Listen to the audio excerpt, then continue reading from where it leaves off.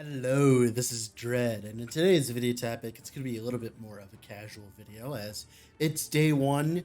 We're waiting for the patch right now. I thought I'd, you know, get some time in and have some fun. So today we're looking at the Maxroll branch of Last Epoch. Now, if you don't know, Maxroll is an ARPG website. They're mainly Diablo 3 based, but they've been branching out. The Torchlight Infinite branch, for instance, is headed by wonderful people that I know, and they have done a wonderful job in the Torchlight branch, and they've done an absolutely wonderful job on the Last Epoch branch as well. Although, one thing I don't really agree with is the mastery tier list. Now, obviously, this is like just a dumb thing to even talk about, as one, tier lists are subjective, and two, like your tastes are subjective as well. Like, for instance, I think tier lists are absolutely dumb, but one, I got, of course, a request to make one, and two, since they're gonna make one, I'm gonna make one. So that's what we're doing today. As you can tell here, we have all the masteries set up. So we're gonna go by tier and what I think about them, and we're gonna make a little bit of comparison to the Maxroll one as well while we're doing it, right? So let's talk, shall we? First off, we have Forge Guard. Forge Guard is in a really weird spot right now. Forge Guard has some of the strongest melee builds some of the strongest minion builds in the entire game, specifically Manifest Armor. It is getting buffed in 0.9. By the way, I am going to be talking about 0.9 when I talk about these tier lists, not, of course, 0.8.5. So, Forge Guard. One of the biggest problems Forge Guard has is it's a jumbled mess, right? It doesn't understand what identity it wants to be.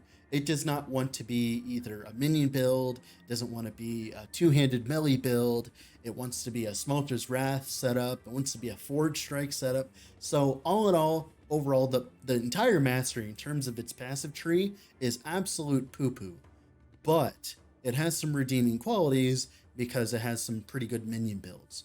So I'm gonna be honest, I would put Forge Guard in C tier. Ever since the rework to its tree, it's been at this spot for a while, but it's not absolute dog, and you won't hate yourself for playing it, at least specifically the Forge Minions Warpath, which is being buffed next patch significantly. Your Forge Minions are getting access to like 300% increased area of effect, so we're actually gonna move it up a tier because of that. So yeah, Forge Guard, I think a solid B tier. It has the defenses because armor scaling is pretty good. The 30% less dot damage taken is surprisingly relevant now, considering that, poison is such a menace as it is in 0.9. So, all right, next one, Beastmaster. Beastmaster is a really good mastery for very specific things. It is one of the highest single target DPS classes in the entire game. If all you want to do is like kill a boss in a few seconds and laugh while you're doing it, this is the class for you. That is because of the solo companion mechanic and all of the more damage modifiers associated with it. One of the biggest problems with the solo companion mechanic, though, is when you only have one minion, your clear speed is absolute dog. No matter how hard you try, you're not going to get your summon bear, your summon raptor, your summon scorpion, none of them. You're not going to make them clear a decent amount. But thankfully, Beastmaster has some other options as well. It's not just a one-trick pony, kind of like Forge Guard is. So you actually have access to things like Summon Wolves, which has significantly more clear than its other companion brethren. And of course, if you play Squirrels, it has competitive single target as well. But, that helmet is... I don't know about that helmet. The helmet's so dumb. But yeah.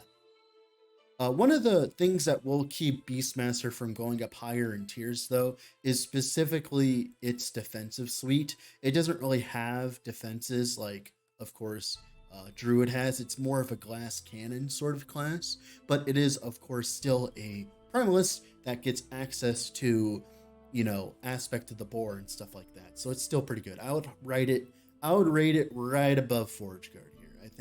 I think Beastmaster's right in the middle. I think it's about as good as you'd want it to be in terms of balance. Like in terms of balanced classes, I think Beastmaster is one of the more balanced ones, mainly because it has a lot of single target, but it's clear it's kind of Blade Dancer. Blade Dancer is the new Lich. And what do I mean by that? Well, every single patch for a while, Last Epoch had seen a nerf to Lich every single patch, right? And after a while, they finally decided to stop punching Lich, and they decided to point their ideology towards, of course, Blade Dancer instead. Blade Dancer has been getting nerf after nerf after nerf after nerf ever since its existence. And guess what? In 0.9, it's being nerfed again.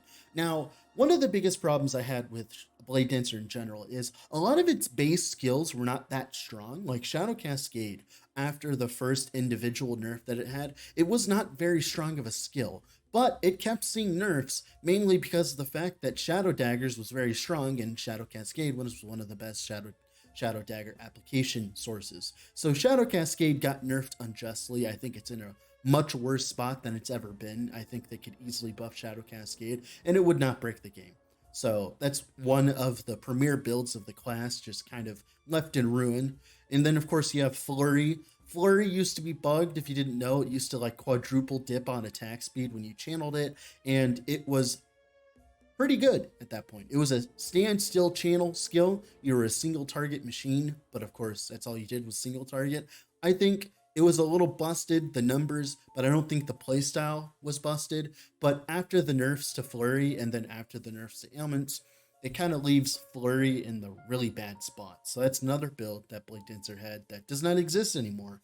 But Lethal Mirage recently has kind of like come on top and showed itself to be really good. And of course, Umbral Blades is really good. So I'm going to put it in A tier. Actually, I'm going to put an S tier. That's because Blade Dancer has access to the highest amount of defensive mechanics in the entire game. It can have access to capped glancing blow, have access to a decent amount of dodge, have access to, of course, block chance. You can have camp block chance with a bastion. You can have a decent HP pool. You have access to almost every single defensive layer in the game, including armor as well because of shurikens. So I think Blade Dancer is an S tier, mainly because of its defensive suite. It doesn't matter how much damage it does when it has every single defensive layer under the sun. But that's just my humble opinion, right? Now, we have Druid here. Druid is just S tier, I'll be honest. Like, the reason why is not only does it have a lot of solid builds, a lot of solid, really strong builds, it also has one of the best defensive suites in the entire game because generic damage over time is really strong against stuff like poison, right? Which is going to be a problem next patch. Druid overall just has access to a lot of cool stuff as long as you're not playing Spriggan form. And overall, I think it's a solid class. I think it could use some nerfs in the defensive department, like if it's going to be directly compared to Beastmaster, but I believe that they're going to be reworking Beastmaster later. But it's a really strong class. I would put it right under Blade Dancer, mainly because Blade Dancer is just absolutely broken with defensive layers. Lich. So Lich has a fake revive mechanic. It has good damage. It has good survivability, and I'm going to put it right under Druid. Why is that? Well, Lich has some of the strongest skills in the entire game, like Death Seal and Lich Form, and those are your bread and butter. And its skills weren't really good for a while, but thankfully recently with the changes to Hungering Souls and Rip Blood, you have a lot more options to actually do things with. Like, it's actually possible to play a Wandering Spirits build again, so that's another really strong build Lich has access to. So overall, I think Lich deserves S tier rank, mainly because it's just kind of an all-rounder. It does everything really good. It doesn't do anything really, really good, but it does everything good, if that makes sense. It has good defenses, good survivability, good clear. Like, it's cheap to set up. Everything about it's great. I think it just gets edged out by Druid because Druid just has more options as its disposal. But that's mainly because Druid has access to 3 masteries, while Lich only has access to 2. I'm hoping that when Warlock comes out, I could very easily just do this. But we are looking towards a Lich form rework sometime soon, so I'm not entirely sure how that's going to go. Now, Marksman. Marksman is in a really good weird spot. If I were to like rate its like qualities, it has really good clear if you're playing like or Icicle Marksman, a Detonating Arrow build, or if you're playing a Hail of Arrows build. It has really good clear, but its survivability is some of the worst in the entire game, and that's just simply as a consequence, right? You can't wear a shield, obviously. You can't run a Bastion. You don't get that much access to EHP stacking. It's really hard to get Glancing Blow without a specific quiver. Everything about Marksman's defenses is left to be desired. You're supposed to be this build that dodges enemies, but the problem is there's a lot of undodgeable things, like specifically T4 Jurla.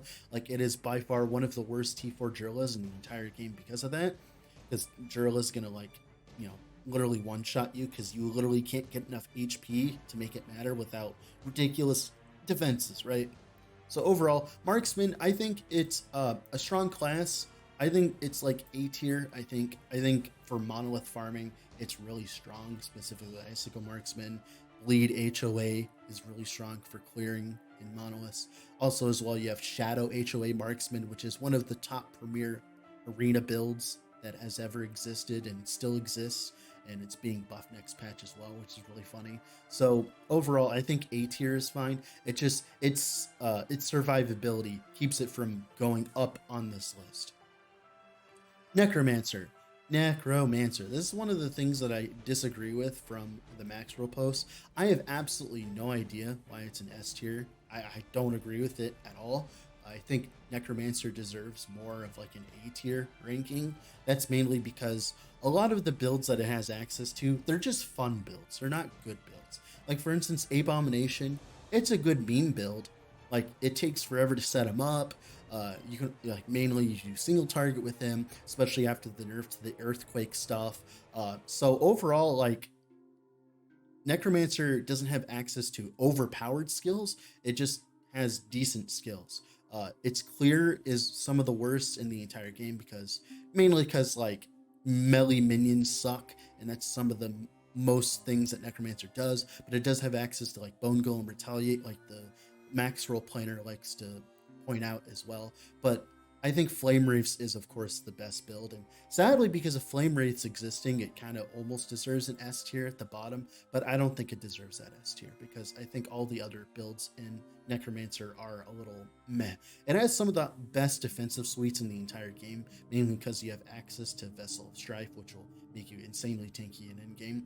But yeah, the main reason why I'm not putting an S rank is because it has like one really, really, really good build, and then a bunch of mediocre builds. I think Bone Golem Retaliate's fine. It is getting nerfed next patch by a little bit of damage, but the AI on Golem's getting better. So technically it'll be a better class overall. Paladin. Where are we putting it? S tier. Why is that? It's because Holy Aura exists.